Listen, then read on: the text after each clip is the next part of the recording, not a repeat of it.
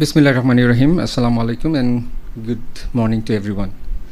I'm Tanzim Alamgir representing UCB Investment. আজকে আমরা to be very honest এখানে সবাই একসাথে হয়েছি যে একটা ভাইব্রেন্ট বন্ড মার্কেটকে যাতে আমরা আনতে পারি সামনে সেই জন্য। সো আমার কাছে মনে হচ্ছে আমাদের সবার ইন্টেনশনটা যেহেতু এক, আমাদের ডিফারেন্স অফ অপিনিয়ন্স থাকতে পারে, বাট আমরা সবাই সেম গোলের জন্যই কাজ করছি, এটা ইম্পর্টেন্ট, সেটাই আমাকে আজকে মোটিভেট করছে। সো আমি আগে ফিনান্সিয়াল এক্সপ্রেসকে থ্যাংক ইউ জানাতে চাই যে এই ইনিশিয়েটিভটা নেওয়ার জন্য। সো আমি আমার প্রেজেন্টেশন শুরু করছি। যেহেতু আমি ইউসিবি রিপ্রেজেন্ট করি, আমি আসলে ইউসিবি সম্পর্কে আগে এবং তার সাবসিডি সম্পর্কে কিছু বলবো, but I can assure you that যে এই slide is equally related to this presentation. As you all know, UCB is one of the first generation largest private commercial bank in Bangladesh, established in 1983. So আমরা যদি দেখি যে UCB has around more than 250 branches, more than 150 sub branches and more than 1,000 agent outlets. So UCB has one DFS, that is UPA, you all know that, and apart from that UCB has three capital market subsidiaries: UCB Investment, Stock and Asset. So UCB Investment is one of the leading investment bank in Bangladesh, who is providing 360-degree capital market services. And UCB Stock is, in terms of volume, is number one brokerage house in Bangladesh. And UCB Asset is the fastest growing asset management company in Bangladesh. Here I want to show you that the UCB Asset has the largest fixed income open-ended mutual fund in Bangladesh. আমার মনে হয় যে এটা পরে যে help করবে আমাদেরকে বুঝতে যে কেন আমি এই স্লাইডটা শো করলাম। সো এখন যদি ইউসিবি ইনভেস্টমেন্ট নিয়ে আমরা কথা বলি, যে we have started our operation in January 2021. So last 4 years we have done more than 53 deals, এবং এর মধ্যে 37 বন্ডস ছিল। আমরা 12,000 কোটি টাকার উপরে রেইজ করেছি, শুধু বন্ডেই রেইজ করেছি 10,000 কোটি টাকার উপরে। এবং you'll be happy to know that মার্কেটে যে কতগুলো লিস্টেড বন্ড আছে মেইন মার্কেটে, তার 50% ইউসিবি ইনভেস্টমেন্ট করেছে। এটা তো হচ্ছে আমরা কি করেছি, কত টাকা রেইজ করেছি। এখন আমাদের ওন পোর্টফোলিওটা যদি দেখি, ডান দিকে দেয়া আছে যে আমাদের ওন পোর্টফোলিওতে মানে নিজের টাকাতে 42%-এর উপরে কিন্তু বন্ডে ইনভেস্ট করা। সো আমি সবসময় যেটা বলি বা মনে করি, নিজে কাউকে পিচ করতে হলে আগে নিজেকে করতে হবে। সো সেই জন্য এটা শো করা যে আমাদের ট্রেজারি বন্ডে ইনভেস্ট করা আছে মোর দ্যান 27%, আর কর্পোরেট বন্ডে ইনভেস্ট করা আছে মোর দ্যান 14%। সো আমি অ্যারাউন্ড 50টার উপরে বন্ড করেছি। সো সেটার আলোকে আসলে কী কী জিনিসগুলো ফেস করেছি, অনেক কথা বলবো না, খুবই স্পেসিফিক কিছু পয়েন্ট নিয়ে কথা বলবো, হয়তো অনেকে আরও ইস্যুস আছে সেগুলো রেইজ করবে। এই জিনিসটা আমরা সবাই জানি, এটা খুব কমন একটা ব্যাপার, আমরা মাঝে মধ্যেই শো করি যে bond in terms of GDP, bond মার্কেটটা ইন টার্মস অফ জিডিপি পার্সেন্টেজে যদি কনভার্ট করি। এখানে আমি কর্পোরেট মার্কেটটা নিয়ে একটু কথা বলবো। যদি বাংলাদেশেরটা দেখি, এটা খুবই ইনসিগনিফিক্যান্ট, বলার মতো কিছু না। বা আদার কান্ট্রি, ইন্দোনেশিয়া বা সিঙ্গাপুর বা অন্য কান্ট্রির দিকে যাচ্ছি না, কিন্তু 2%টাও যদি আমরা ইন টার্মস অফ ভলিউম চিন্তা করি, তাহলে আমরা দেখব যে আসলে বাংলাদেশ বা ইন্দোনেশিয়ার ডিফারেন্সটা ইন টার্মস অফ ভলিউমটা কত বেশি। মানে মনে হচ্ছে 2%, বা 2%-এর ফিগারটা অ্যারাউন্ড $30 বিলিয়ন। সেখানে বাংলাদেশেরটা আসলে খুব ইনসিগনিফিক্যান্ট। ইন্ডিয়ার মার্কেটটা অত বেটার না, ইন্ডিয়া নিয়ে একটা বড় অ্যানালাইসিস আছে যেটা আমি হয়তো পরে শো করব। সো এটা হচ্ছে অ্যারাউন্ড জিডিপির 18%। আমি কর্পোরেট বন্ড মার্কেট নিয়ে কথা বলছি। বাট যেহেতু বন্ড মার্কেট আসলো, আমাদের আসলে ট্রেজারি বন্ড নিয়ে আগে কথা বলতে হবে। ম্যাডাম আমাকে জিজ্ঞেস করছিলেন যে বন্ডের শুধু ব্যাংকই কেন, ব্যাংকের বাইরে না কেন। সেই ডিসকাশনটা আজকে আমাদের আসলে জানা দরকার যে আসলে প্রবলেমটা কোথায় বা এখন কোথায় প্রবলেমটা আছে। আমরা একটু আগে শুরু করার সময় বললেন যে আমাদের যে সব ট্রেজারি বন্ডগুলো আসলে মার্কেটে লিস্টেড করা, তারপরও সেগুলোতে আসলে কেন ট্রানজ্যাকশন হচ্ছে না। আমি যদি গত 5 বছরের রেটগুলো দেখি, কারেন্ট রেটটা 12-13%-এর মধ্যে, 5 বছর, 10 বছর বা 15 বছর, আমি আসলে স্পেসিফিক কোনো বন্ড নিয়ে কথা বলছি না। আমি যদি গত 5 বছরের ট্রেন্ডটা দেখি, সবচেয়ে হাইস্ট রেট এখন হচ্ছে গভর্নমেন্ট ট্রেজারি বন্ডে। সো এখন যদি চিন্তা করি যে আমরা কি কর্পোরেট বন্ড এই মার্কেটে করা সম্ভব এখন, তাহলে বিগেস্ট কোয়েশ্চেনটা এটাই আর কি আমাদের জন্য, এখনকার জন্য এটা বিগেস্ট কোয়েশ্চেন, যে যেখানে 12.5%-এ আমি গভর্নমেন্ট ট্রেজারিতে রাখতে পাচ্ছি, সুতরাং আমাকে যদি বন্ডে বা কর্পোরেট বন্ডে ইনভেস্ট করতে হয়, রিস্ক রিটার্ন কনসেপ্টে অ্যারাউন্ড 16-17% কিন্তু রিটার্ন দিতে হবে কর্পোরেট বন্ডের জন্য। এবং আমাদের কারেন্টলি মার্কেটে লোন 13.5-14% চলে, তাহলে কি আমি এখন লোন নিব নাকি বন্ডে যাব? তাহলে সেটা আগে আমাদের চিন্তা করতে হবে।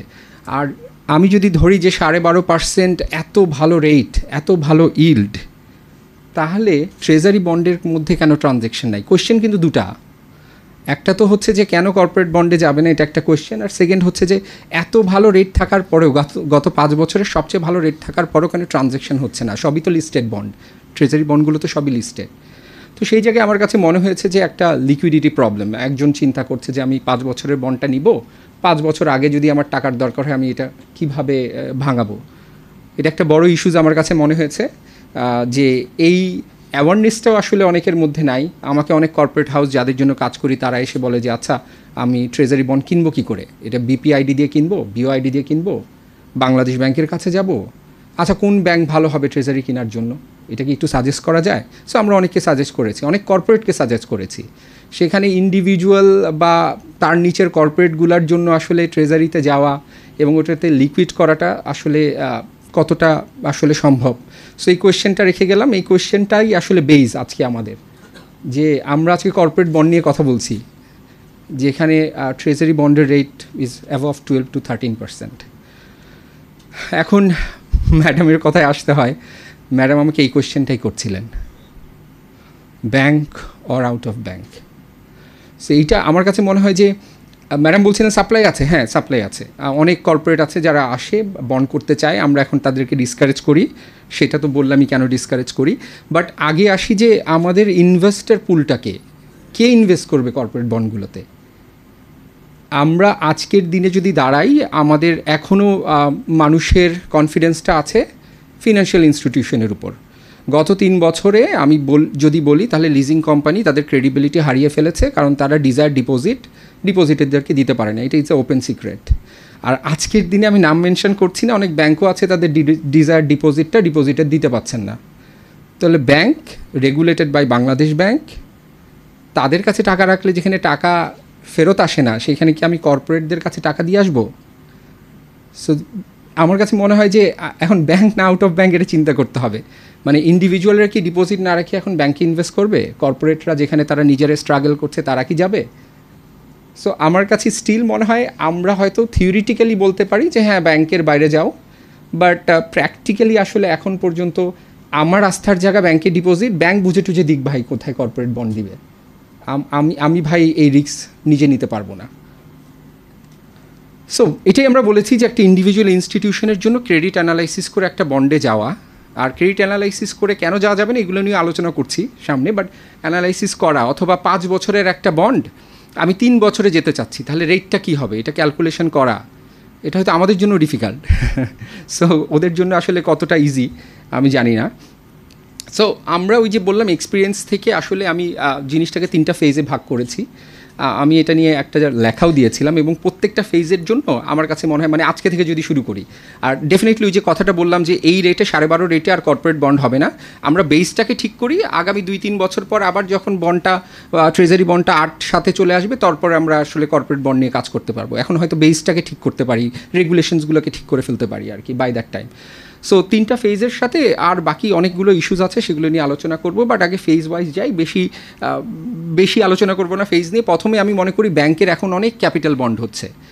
আমরা ওই যে বললাম আমাদের দেখালাম ব্রাঞ্চ, সাব ব্রাঞ্চ এবং এজেন্ট যেগুলো আউটলেট আছে, মোটামুটি 1500 পয়েন্ট আছে অল ওভার বাংলাদেশ।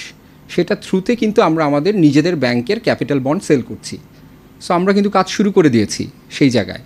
সো আমরা ওই ওয়েলথ ম্যানেজমেন্ট নিয়েও সামনে কথা বলবো। সো আমার কাছে মনে হয় এছাড়াও ব্যাংকের ডিপোজিট বন্ড করা উচিত।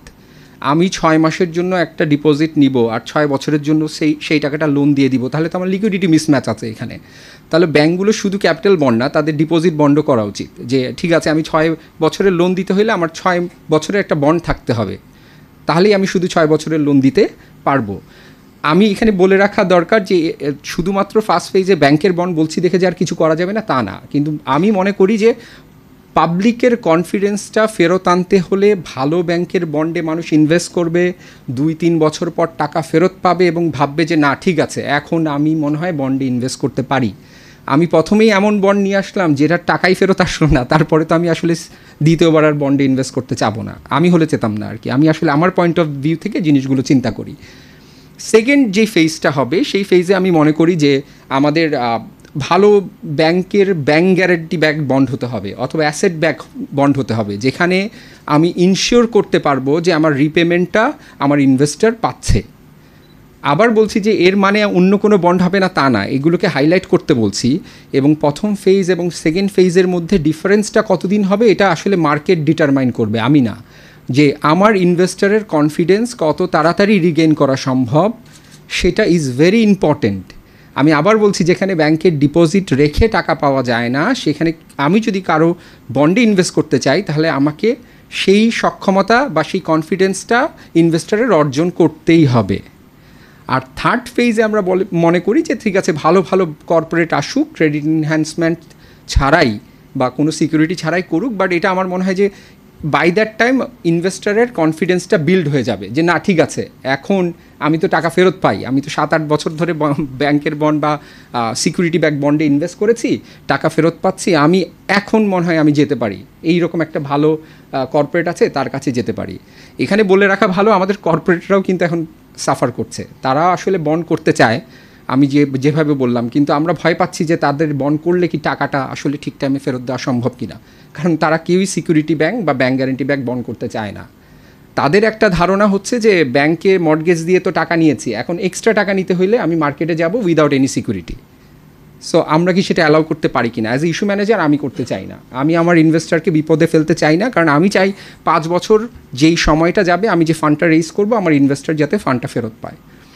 সো আমি ওই ফেজ 3টার পরে বলেছিলাম যে প্রত্যেকটা ফেজে আসলে কিছু কিছু জিনিস দরকার মিনিমাম, সেগুলো নিয়ে আমি আলোচনা করি। যে ওয়েলথ ম্যানেজমেন্ট, পৃথিবীর সব জায়গায় এটা হয়ে গেছে, এখন আর ওই একটা ওয়েলথ ম্যানেজার থাকবে ব্যাংকে, সে শুধুমাত্র আপনাকে বলবে ভাই এফডিআর দেন এফডিআর দেন এফডিআর দেন, না, এখন সে কিন্তু সব প্রোডাক্ট সেল করবে। ওই যে প্রথম স্লাইডটা দেখাচ্ছিলাম, আমাদের 3টা ক্যাপিটাল মার্কেট সাবসিডিজ আছে, ব্যাংক আছে, আমরা ওই 1500 পয়েন্টে এখন যে ক্যাপিটাল মার্কেট সাবসিডি যেগুলো আছে ইউসিবির, সেগুলোর প্রোডাক্ট কিন্তু সেল করছি।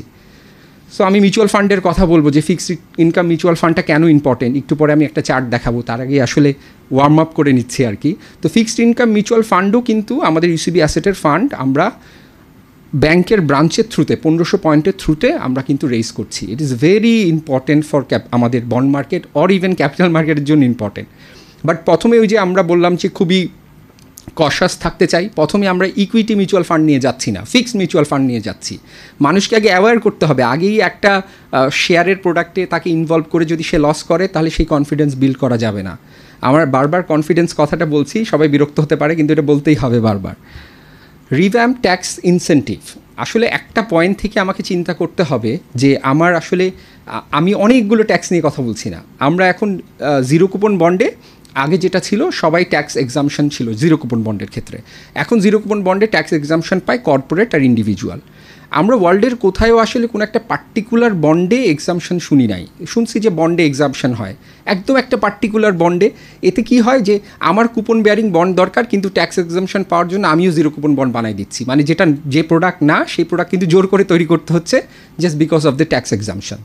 তো এইখানে আগে আমাদের ব্যাংক এবং ইন্স্যুরেন্স কোম্পানিগুলোও এই ওয়েভারের আন্ডারে ছিল, পরে এদের বাদ দেওয়া হয়েছে। আমি ব্যাংক নিয়ে আসলে চাই না যে ব্যাংক এই ওয়েভারটা পাক, বাট ইন্স্যুরেন্স কোম্পানি একটা বড় রোল প্লে করবে, আমি একটু পরে হয়তো দেখাবো সেটা। আমার মনে হয় মিনিমাম যদি সম্ভব হয় ইন্স্যুরেন্স কোম্পানিকে এটার মানে ইন্ডিভিজুয়াল কর্পোরেট তো আছেই, তার সাথে যদি সম্ভব হয় ইন্স্যুরেন্স কোম্পানিকে যদি আনা যায় ফর 5 ইয়ার্স বা ফর 7 ইয়ার্স একটা সময়ের জন্য যদি আনা যায়। আর এইটা one size fit for all, এইটা বলছি কেন, যে আমি অনেক ব্যাংকের বন্ড করি, সো আমি বিভিন্ন রেটিংয়ের ব্যাংকের বন্ড দেখেছি, কিন্তু সবার রেট বাংলাদেশ ব্যাংক এনওসিতে সেমই দেয়। তো আমার কাছে মনে হয় যে আচ্ছা, ব্যাংক তো সবাই একই নেচারের না বা হেলথ একই না, কিন্তু সবার রেট একই হয় কেন? তো এই জায়গায় যদি কাজ করার সুযোগ থাকে আর কি। সো আমি আসলে সামারিতে বলবো যে কোন কোন জায়গাটা এখন দরকার, আসলে অনেক কিছু চাইলে হয়তো কিছুই পাবো না, সেই জন্য হয়তো খুব লিমিটেড কিছু চাওয়ার চেষ্টা করবো আর কি। সো ভিজিলেন্ট ও যেটা ব্যাংক গ্যারান্টি ব্যাক্ট হলেও যে আসলে এসএসসি অ্যাপ্রুভাল দিয়ে দিবে সেরকম আমি দেখি নাই। আমি দেখেছি যে যখন মার্কেটে তারা দিচ্ছে, আমার নিজের এক্সপিরিয়েন্স থেকে আমি বলতে পারি যে আরও 2-1টা সিকিউরিটি অ্যাড করে দিয়েছে। সো আসলে আমাদের দেশের সবচেয়ে বড় প্রবলেম হচ্ছে কি, রেগুলেটর ব্যাংক দিছে, বিএসইসি অ্যাপ্রুভ করে দিছে, ভাই এখানে টাকা রাখো, আমার কোনো রিস্ক অ্যাসেসমেন্টের দরকার নাই, কারণ ওই তো বাংলাদেশ ব্যাংক তো বলে দিছে ভাই, ও তো লাইসেন্স দিয়ে দিছে ব্যাংকের, বা এসএসসি তো এই আইপিওটা অ্যাপ্রুভ করে দিয়েছে, তার মানে এখানে টাকা দেওয়া যায়। কিন্তু আমাদের যে অ্যানালাইসিস করার দরকার আছে এই জিনিসটা আমরা আসলে চিন্তাই করি না। তো সেই জন্য আমরা বলছি যেহেতু রেগুলেটরের ঘাড়েই সব কিছু, সুতরাং রেগুলেটর যে কোনো স্টেপ নিলে আমি জানি খুব বুঝে শুনে নেয়। এইটা নিয়ে আসলে এসএসসিকে থ্যাংক ইউ দিতে হয় যে ওরা রিসেন্টলি একটা ডাটাবেস তৈরি করছে যেখানে আসলে যেই বন্ডগুলো অ্যাপ্রুভ হয়েছে তাদের অবস্থা কী, তারা কি টাকা দিচ্ছে না, তারা কি ডিফল্ট, সেরকম একটা ডাটাবেস তৈরি হচ্ছে যেটা হয়তো আমরা অচিরের সামনে দেখতে পারবো। তো ভেরি গুড ইনিশিয়েটিভ। সবচেয়ে বেশি সময় মনে হয় এখানে নিয়ে কথা বলতে হবে যে ডাটা ট্রান্সপারেন্সি, অ্যাকাউন্টেবিলিটি। আমি পারলে আজকে সারাদিন এটা নিয়ে কথা বলতাম। আমি একটা অডিট রিপোর্ট দেখে ডিসিশন নিই, আসলে ওই অডিট রিপোর্টের কোনো ফিগারই ঠিক নাই, আসলে ওই অডিট রিপোর্টের কোনো বেস নাই, তাহলে আমার ডিসিশন কখনোই ঠিক হতে পারে না। সো আমার ওয়ার্ল্ডের সব জায়গায় ক্রেডিট রেটিংয়ের উপর বেস করে মানুষ বন্ডে ইনভেস্ট করে। আমাদের এখানে আসলে আমরা ইনভেস্টাররা কী দেখে ইনভেস্ট করে এটা বলাটা খুবই ডিফিকাল্ট। সো আমার কাছে মনে হয় অডিটার কোনো একটা ভুল ইনফরমেশন দিচ্ছে, আমি শুধু অডিটারের মধ্যে থাকবো না, আমি এখানে নিজের কথা বলবো, আমি অ্যারেঞ্জার, ইস্যু ম্যানেজার, আমি একটা ভুল রিপোর্ট দিচ্ছি বা কোনো একটা ইচ্ছাকৃত ভুল তথ্য দিয়ে আসলে কোনো কিছু অ্যাপ্রুভ করেছি বা মিস ইনফরমেশন দিয়েছি, এমন পানিশমেন্ট হওয়া উচিত যাতে আর নেক্সট টাইম রাশেদ এই কাজটা না করে। সো আমার মনে হয় এই জায়গায় যদি অ্যাকাউন্টেবিলিটি তৈরি করা না যায়, যত পলিসি আনি কিচ্ছু হবে না। আমার অডিট রিপোর্ট ঠিক হইতে হবে, ক্রেডিট রেটিং রিপোর্ট শুধু ঠিক হইতে হবে না, ক্রেডিট রেটিং যারা করে তাদের সক্ষমতা থাকতে হবে যে আমি যে বন্ডের রেটিং দিলাম, আমি অনেক দিন ব্যাংক বন্ডে কাজ করেছি, আমি দেখেছি এনটিটি রেটিংয়ের চেয়ে 1 নচ নিচে দিয়ে দেয় হচ্ছে রেটিং। ও চিন্তাও করে না, এনটিটি রেটিং আপনি প্রত্যেকটা বন্ড দেখবেন এনটিটির চেয়ে 1 নচ নিচে ক্রেডিট রেটিং দেয়া। আসলে তাদের কতটা সক্ষমতা আছে, তাদের কি আসলে রেটিং দেখে কিনতে পারে কিনা। আমার পাশের দেশে ইন্ডিয়ায় কিন্তু রেটিং দেখে বন্ড কিনে, যে রেটিং কি ট্রিপল রেটেড হলে আসলে সেটার রেট ডেফিনেটলি কম হবে, আর একটু নিচে হলে রিস্ক রিটার্ন কনসেপ্টে ওটা বেশি হবে। সো আমার কাছে মনে হয় এইটা নিয়ে আমি লাস্টে আবার কথা বলবো, বাট এইটা ইজ ভেরি ইম্পর্টেন্ট আমাদের জন্য। এছাড়া মেক বন্ড এক্সেসেবল যেটা আমরা করছি, আমরা বন্ডের বেস প্রাইসটা 10 কোটি রাখি নাই, প্রাইভেট প্লেসমেন্ট হলে 10 কোটি রাখি, আমরা 5 লাখ 10 লাখ করে হাই নেটওয়ার্থ ইন্ডিভিজুয়ালকে সেল করছি। আমরা কিন্তু কখনোই রিটেলারকে সেল করার কথা চিন্তা করছি না, আমরা হাই নেটওয়ার্থ ইন্ডিভিজুয়ালকে সেল করছি। রিটেলাররা আসলে যেটা করবে যে আপনার মিউচুয়াল ফান্ডে 5,000 করে জমাবে, মিউচুয়াল ফান্ড ম্যানেজার কিন্তু সেখান থেকেই কিনবে। সো ওই জায়গাটা আমি আবার আসবো একটু পরে। অ্যাওয়ারনেস নিয়ে অনেক কথা হয়েছে, এটা নিয়ে আমি আর সময় নষ্ট করব না। আর ক্রিয়েট ফেয়ার ট্রানজ্যাকশন ফিজ, এটা নিয়ে একটা কথা আছে যে আমাদের বন্ডের ট্রানজ্যাকশন, লিস্টেড বন্ডের ট্রানজ্যাকশন 16টা লিস্টেড বন্ড আছে যেটা আমি বলছিলাম, সেগুলোতে তার মধ্যে 50% আমরা করেছি, কিন্তু আসলে কোনো ট্রানজ্যাকশনই হয় না। কিন্তু ট্রানজ্যাকশন ফিজটা 50 থেকে 75 টাকা, ইরেসপেক্টিভ অফ এনি অ্যামাউন্ট একটা ট্রানজ্যাকশন ফিজ আছে। ডিএসসি সিএসসি আসলে এখান থেকে কয় টাকা পাই আমি জানি না, এমন যদি হয় যে ওয়েভার করে দিলাম 5 বছরে, দেখি ভাই কয় টাকা আসে এখান থেকে, আদৌ কি সেটা হেল্প করে কিনা, খুব বেশি হেল্প করবে কিনা আমি জানি না, কিন্তু করতে পারি, কারণ আসলে ওখান থেকে কোনো টাকা আসে না। আমি একদম না জেনেই বলতে পারি যে ডিএসসি সিএসসি এখান থেকে কোনো ইনকাম নাই, কিন্তু আসলে দেখা যায় কেউ 5,000 টাকার বন্ড যদি কিনতে চায় তাহলে তার আসলে ভলিউমটা অনেক হয়ে যায় 75 টাকা।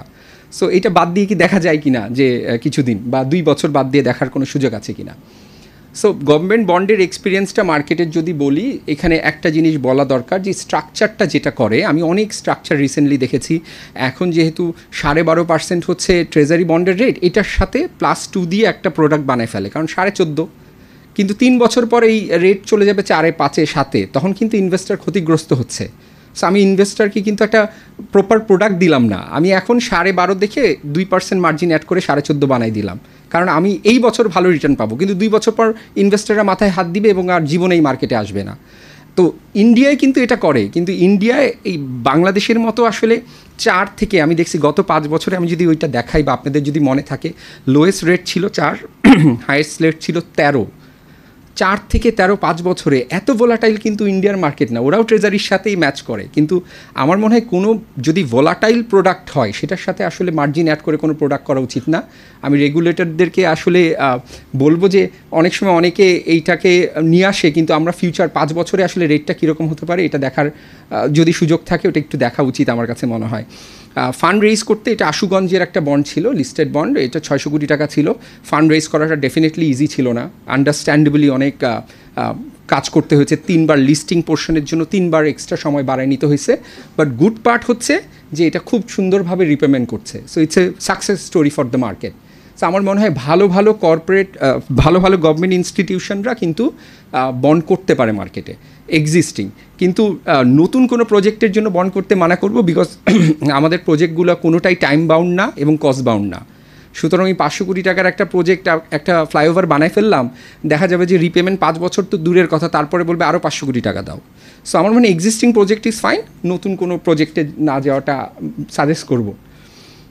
যেই গ্রাফ নিয়ে কথা বলছিলাম, এটা স্পেসিফিকলি ম্যাডামের জন্য এই গ্রাফটা, যে আমরা যে ব্যাংকের কথা বলছি, এখন আমরা ইন্ডিয়ার জাস্ট এটা একটা কর্পোরেট বন্ডের একটা গ্রাফ নিয়ে এসেছি, যে ইন্ডিয়ায় কর্পোরেট বন্ডের মেজর ইনভেস্টর কারা, এটা একটা পার্সেন্টেজ করা আছে। তার আগে একটু ডান দিকে তাকাই, আমাদের ইন্ডিয়ায় মিউচুয়াল ফান্ড ইন্ডাস্ট্রিটা কত বড়, 800 বিলিয়ন ইউএস ডলার, তার মধ্যে 25% ফিক্সড ইনকামে, মানে 200, রাফলি ধরলাম 200 বিলিয়ন ইউএস ডলার। বাংলাদেশেরটা একটু দেখি, আমাদের সবচেয়ে হাইয়েস্ট, যেটা ওই যে প্রথম স্লাইডে বললাম যে রিলেটেড, আমাদের হাইয়েস্ট মিউচুয়াল ফান্ড ইউসিবি অ্যাসেটের 200 কোটি টাকা, মাত্র 200 কোটি টাকা fixed income open ended mutual fund. So একটা বন্ডে 10% ইনভেস্ট করতে পারে, মানে 20 কোটি টাকা ইনভেস্ট করতে পারে, ধরলাম 5টা বন্ডে ইনভেস্ট করবে 100 কোটি টাকা। আমি গত 4 বছরে রেইজ করেছি 10,000 কোটি টাকা। সবচেয়ে বড় ফান্ডের ইনভেস্ট করার মতো ক্যাপাসিটি আছে 100 কোটি টাকার। So mutual fund. আরেকটা বড় প্লেয়ারকে ইন্স্যুরেন্স কোম্পানি, 12.5% রেট থাকলে, আমি ইন্স্যুরেন্স কোম্পানিতে থাকলে আমি জীবনে কখনোই কর্পোরেট বন্ডে ইনভেস্ট করব না। আমি কেন আশা করব? আমি যেটা করব না সেটা কেন পিচ করতে যাব আরেকজনকে? আমি কেন ইন্স্যুরেন্স কোম্পানির কাছে এখন যে বলবো ভাই তুমি কর্পোরেট বন্ড নাও? এটা তো আসলে কোনো, আমার কাছে কোনো লজিক নাই। সো ইন্স্যুরেন্স কোম্পানিরা আবার প্রিভিয়াসলি কিছু প্রোডাক্ট তাদের পুশ করা হয়েছে, সেটার এক্সপিরিয়েন্স তাদের ভালো না। ওই 15 বছর ধরে ওই ডিভেঞ্চারের কথাই আমি এখনও শুনি। অলমোস্ট 12-15 বছর মার্কেটে আছি, সেম ডিভেঞ্চার। ভাই ওই ডিভেঞ্চারে তো এখনও টাকা পাই নাই, এখন ওটা তো জোর করে দিতে হয়েছে তোমাকে, এখন তুমি সেটার টাকা ফেরত পাচ্ছ না। ইন্স্যুরেন্স কোম্পানি, মিউচুয়াল ফান্ড যদি আগায় না আসে, তাহলে আমি ব্যাংকের বাইরে আর কি দেখতে পাচ্ছি? কর্পোরেট, আমরা কিছু কর্পোরেটের সাথে কাজ করি, তারা শুধুমাত্র ব্যাংকের বন্ডে ইনভেস্ট করে এবং যেই ব্যাংকে ডিপোজিট রাখে তার বন্ডে ইনভেস্ট করে, আরেকজনের ব্যাংক বন্ডেও ইনভেস্ট করবে না, যে ব্যাংকে তার ডিপোজিট আছে তাদের। হাই নেটওয়ার্থ ইন্ডিভিজুয়াল, হ্যাঁ কিছু করে, আমরা আছে কিছু, তারা কিছু করে। ফরেন পোর্টফোলিও ইনভেস্টার, এটা ভুলে যাই আমাদের দেশে। আমাদের যদি বলি যে পিএফের যে ফান্ড আছে, বড় বড় ব্যাংকের বড় বড় ফান্ড, আইদার তারা ট্রেজারিতে যায় আন্ডারস্ট্যান্ডেবলি, অথবা তারা নিজের ব্যাংকে ডিপোজিট করে রাখে, আর বেঁচে আছে শুধু ব্যাংক। তাহলে আসলে ওই কোয়েশ্চেনে চাই, bank or out of bank? Let us decide that first, যে আমরা কি শুধুমাত্র বড় বড় মানে কি বলবো, যে বড় বড় আমরা রেগুলেশন নিয়ে আসতে পারি, কিন্তু প্র্যাকটিক্যাল সিনারিওটা কিন্তু একটু ডিফারেন্ট। মানে আমার মিউচুয়াল ফান্ডের সাইজ আমি যদি দেখাই, এটা আসলে নাই। এবং তার চেয়েও মজার ব্যাপার হচ্ছে, এটা 7 বছরের ওপেন এন্ডেড মিউচুয়াল ফান্ড, মানে আপনি কালকে টাকা চাইলে ওকে টাকা দিতে হবে। তো কীভাবে 5-7 বছরে ইনভেস্ট করে রাখবে কালকে যদি আপনি এসে টাকা চান ওর কাছ থেকে? So that is the reality আর কি। হ্যাঁ, তো আমরা আসলে রিয়েলিটির বাইরে চিন্তা করতে পারবো না, সেই জন্য back to Bangladesh bank. Thank you Bangladesh bank. আগে বন্ডে ইনভেস্ট করলে সিআইবিতে রিপোর্ট হতো না। যারা যারা আছে বন্ডে টাকা নিয়ে আর টাকা ফেরত দিতে হয় না, বিকজ সিআইবিতে তো রিপোর্ট হয় না, এখন হয়, এবং ব্যাংকে প্রভিশনও রাখতে হয়। থ্যাংক ইউ বাংলাদেশ ব্যাংকে ইনিশিয়েটিভ নেওয়ার জন্য। আরেকটা যুগান্তকারী ইনিশিয়েটিভ বাংলাদেশ ব্যাংক নিয়েছে, যে ক্যাপিটাল মার্কেট এক্সপোজারের বাইরে রেখেছে বন্ডটাকে, যেটা আমাদের অনেক দিনের আশা ছিল, তো সেটা হয়েছে। তো এখানেই শেষ কি না? না, এখানেই শেষ না। আর দুটা জিনিস চাই আমরা বাংলাদেশ ব্যাংকের কাছে, এবং এটা খুবই লজিক্যাল। একটা হচ্ছে যে credit rating based risk weighted asset. আমাদের আগে যেটা ছিল, যখন ক্যাপিটাল মার্কেট এক্সপোজারের মধ্যে বন্ডটা ছিল, তখন আপনার রিস্ক ওয়েটেড অ্যাসেটটা ছিল 125%। সো ইরেসপেক্টিভ অফ রেটিং, বন্ডের রিস্ক ওয়েটেড অ্যাসেট ছিল 125%। যেখানে এসএসসি BBB রেটিংয়ের নিচে কোনো বন্ড অ্যাপ্রুভ করে না, সেখানে বাংলাদেশ ব্যাংক ইনভেস্টমেন্টের ক্ষেত্রে কোনো রেটিংকে কনসিডারই করে না। সো একটা ব্যাংক যদি এক্স কোম্পানি, ধরলাম সে AAA রেটেড এক্স কোম্পানিটা, সে যদি আপনার ব্যাংকের ফান্ডটা পায়, তাহলে ব্যাংকে প্রভিশন, ব্যাংকে রিস্ক ওয়েটেড অ্যাসেট রাখতে হবে 125%, যেখানে লোন দিলে রিস্ক ওয়েটেড অ্যাসেট রাখতে হবে 20%। তো ব্যাংকের কাছে বন্ড নিয়ে গেলে ইস্যুয়ার এবং আমাদেরকে বলে ভাই লোন নিয়ে আসো, আমার ক্যাপিটাল নাই, আই ক্যান অ্যাফোর্ড ইট। তাহলে লোনের ক্ষেত্রে যদি রেটিং কনসিডার করা যায়, তাহলে বন্ডের ক্ষেত্রে কেন রেটিং কনসিডার করা যাবে না? সো এটাকে একটু রিভিজিট করতে বলছি। ব্যাজেল গাইডলাইনেও বলা আছে এটা রেটিং বেস করা যাবে, এটা আসলে ব্যাজেল গাইডলাইনে বলা হয়নি। ওটা শেয়ারের ক্ষেত্রে 125%, এটা ঠিক আছে ইরেসপেক্টিভ, কারণ ওটা হাই রিস্ক। বাট বন্ডের ক্ষেত্রে রেটিং বেস করাটা সময়ের দাবি হয়ে গেছে, এটা একটু রিভিজিট করা যায়। এসপিভির একটা ইস্যু নিয়ে আলোচনা করছিলাম একটু আগেই, যে এসপিভি আসলে 19 সালে হয়েছে। আমার জানা মতে 19 সালের পরে একটা বন্ডও কর্পোরেট বন্ড এসপিভি থ্রুতে হয়নি, আমার জানা মতে হয়নি, হয়তো 2-1টা হলে হতে পারে, কিন্তু সেটাও ইনসিগনিফিকেন্ট তাহলে এই মার্কেটের জন্য। তাহলে রুলটাকে আসলে চিন্তা করতে হবে, অবশ্যই এসপিভি দিয়েই প্রোডাক্ট করা উচিত, কিন্তু রুলটাকে চিন্তা করতে হবে যে আসলে রুলের ফ্লসটা কী সমস্যা আছে। ওখানে আমরা দেখেছি যে সিঙ্কিং ফান্ড পুরো 100 কোটি টাকা উঠালে 10 কোটি টাকা আলাদা করে রেখে দিতে হবে, মানে 10% টাকা আলাদা করে রেখে দিতে হবে। সে যদি পুরো 100 কোটি টাকাই উঠায় এবং তার এগেনস্টেই সে যদি ইল্ড দেয়, তাহলে সেই ওই 10 কোটি টাকা 10% ফান্ড আলাদা করে রাখা আসলে কতটা যুক্তিসঙ্গত? মানে আমার প্রজেক্টের জন্য যদি 100 কোটি টাকা লাগে, তাহলে আমাকে 111 কোটি টাকা তুলতে হবে, বিকজ আমাকে তো 10% আলাদা করে রাখতে হবে। এছাড়া যেটা দেখা গেছে ওখানে যে রেভিনিউর 3%, রেভিনিউর, প্রফিটের না, রেভিনিউর 3% প্রত্যেক বছর প্রভিশন করতে হবে। সো আমার মনে হয় এটাকে রিভিজিট করা যায় কি না, মানে আরেকটু ফ্রেন্ডলি করা যায় কি না। একটা জিনিস তো ফর শিওর, 19 থেকে 24 পর্যন্ত যদি 5 বছরে 1-2টা বন্ড হয়, বা একটাও না হয়, আমার জানার মতো একটাও হয়নি, তাহলে নিশ্চয়ই কোনো একটা সমস্যা আছে। সো আমরা এখানে একটু দেখতে পারি কি না আর কি। বাকি দুটা নিয়ে আমি বলেছি, one size fit for all, ওইটার কথা তো বলেছি। আর ব্যাংকের ক্ষেত্রে যেটা হয়, যেমন আমরা এখন যখন করছি বিভিন্ন ব্রাঞ্চের থ্রুতে করছি, এখানে একটা বড় সমস্যা লিকুইডিটির, কারণ মানুষ বলে ভাই আমার তো 10 লাখ টাকা দিলাম, 7 বছরের পর তো টাকাটা ফেরত পাবো, বিভিন্ন ভাগে পাবো, বাট আমার যদি 2 বছর পর টাকা লাগে। তো ক্যাপিটাল বন্ডের ক্ষেত্রে আসলে আমরা ব্যাজেলে যেটা বলা আছে তাকে লিয়েন রেখে কোনো টাকা দেওয়ার সুযোগ নাই। আবার এটাও বলা আছে যে আসলে এটা কান্ট্রির রেগুলেটরের উপর ডিপেন্ড করে। সো আমরা কি প্রথমে 4-5-7 বছর এরকম চিন্তা করতে পারি কি না যে মানুষগুলোকে কোনোভাবে ক্যাপিটাল সাপোর্টটা দেওয়া যায় কি না? ঠিক আছে, উনি 7 বছরের জন্য 10 লাখ টাকা দিয়েছেন, এখন ওনার যদি 4 বছর পর লাগে 2-4 লাখ টাকা, ওটাকে লিয়েন করে দেওয়ার সুযোগ যদি থাকে, আমি এটা দেখতে বলছি, না থাকলে আসলে হয়তো চাচ্ছি না, বাট রিভিজিট করা যায় কি না। ইন্স্যুরেন্স কোম্পানির ক্ষেত্রে ওই যে বললাম যে ইন্স্যুরেন্স কোম্পানিও খুবই সেফ প্লে করে, আন্ডারস্ট্যান্ডেবলি, তারাও আসলে গভর্নমেন্ট ট্রেজারিতে যায় অথবা ব্যাংকে ডিপোজিট করে, বাট তাদেরও আসলে রেগুলেশনে একজন বলে ডাবল এ রেটিং হলে আমরা দিব, আরেকজন বলে যে না, বাংলাদেশ ব্যাংকে এসএসসির যদি Bangladesh security exchange commission approve দেয় তাহলে সেই বন্ডে দেওয়া যাবে। আবার যদি সাইজটা দেখি, একটা বন্ডে 5% দেওয়া যাবে, এটা মনে হয় ঠিক আছে, কিন্তু টোটাল বন্ডে 10%-এর উপর দেওয়া যাবে না। সো আমার মনে হয় ইদ্রার সাথেও আমাদের বসা উচিত যে ঠিক আছে কী করা যায়, কারণ ওই যে পাই চার্টটা যে দেখালাম, ইন্স্যুরেন্স কোম্পানি ছাড়া, মিউচুয়াল ফান্ড ছাড়া আমরা আসলে কিভাবে এই বন্ড মার্কেটটা ব্যাংকের বাইরে নিয়ে যেতে পারি আর কি, বা আদৌ কি আমরা সেই জায়গায় আছি কি না। সো এটা জাস্ট সিম্পল একটা সামারি। সবার কাছে অনেক কিছু চাওয়ার চেয়ে আমার কাছে যেটা মনে হয়েছে একটু হাইলাইট করি যে বাংলাদেশ ব্যাংকের কাছে ক্রেডিট রেটিং বেসটা চাওয়া যায় কিনা, এসপিভিটাকে একটু রিভিজিট করার কথা চিন্তা করা যায় কিনা, এই দুটাই পয়েন্ট। আসলে বেশি আলোচনার এখানে আর দরকার নেই। বিএসসিসির কাছে আমার কাছে মনে হয় আমিও যদি ভুল কাজ করি আমাকে শাস্তি দেওয়া হোক। আমার কাছে মনে হয় শেষে বলতে চাই যে আত্মসমালোচনার জায়গায় আসতে হবে, আমি কি করিনি, আমি আজকে সেটা নিয়ে কথা বলতে চাই। সো এনবিআরের কাছে ওটাই চেয়েছি যে শুধু ইন্স্যুরেন্স কোম্পানিকে অ্যাড করা যায় কিনা, যেহেতু তারা এমনি আসতে চায় না। কর্পোরেট বন্ডের ক্ষেত্রে ওই জায়গায় যদি ইন্স্যুরেন্স কোম্পানিকে অ্যাড করা যায়, আগে ছিল ইন্স্যুরেন্স ব্যাংক ছিল, পরে ইন্স্যুরেন্স ব্যাংকে বাদ দেওয়া হয়েছে। সো আমরা ব্যাংকে চাই না, যদি শুধু ইন্স্যুরেন্স কোম্পানিকে আনা যায়। ইদ্রার সাথে আসলে পুরো জিনিসটা নিয়ে বসা যায় কি না, ব্যাঙ্কগুলো আসলে 50টা ব্যাংক লাগবে না, 5-7টা ব্যাংকও যদি ওয়েলথ ম্যানেজমেন্ট করে, তাহলেই আমরা আসলে গ্রাসরুট লেভেল পর্যন্ত যেতে পারবো, কারণ আমাদের ক্যাপিটাল মার্কেট ইনস্টিটিউশনগুলোর এই লেভেলে যাওয়ার সক্ষমতা নাই। সো আমরা আমাদের ব্যাংকে পুশ করেছি, অন্যরাও সেটা করতে পারে। আর ওই যে বললাম এই কথা নিয়ে কথা বলতে হবে, accountability and transparency, audit report, credit rating report, এগুলো যদি আসলে আমি ওই ফিনান্সিয়াল ডাটা এখন অনেকের কাছে গেলে যে ভাই এই ডাটা তো ঠিক নাই, তাহলে কিসের উপর বেস করে আমি ডিসিশনটা নিব? ওই ডাটা যদি ঠিক না থাকে তাহলে কিন্তু আর বাকি যত পলিসি করি কোনো কিছুই লাভ হবে না। তো আমার কাছে মনে হয় ম্যাডাম আছেন, এসএসসি করছে আমি জানি, তারপর আমার মনে হয় অ্যাকাউন্টেবিলিটিটা ক্রিয়েট করতে হবে। আর ফাইনালি আমি বলতে চাই যে আজকে আমি পজিটিভিটি নিয়ে যাব, যে আমি 2-4টা কর্পোরেটের কাছে যাব, পুশ করব, যত ডিফিকাল্ট হোক situation, I will try my best. ধৈর্য ধরে কথা শোনার জন্য ধন্যবাদ। আসসালামু আলাইকুম।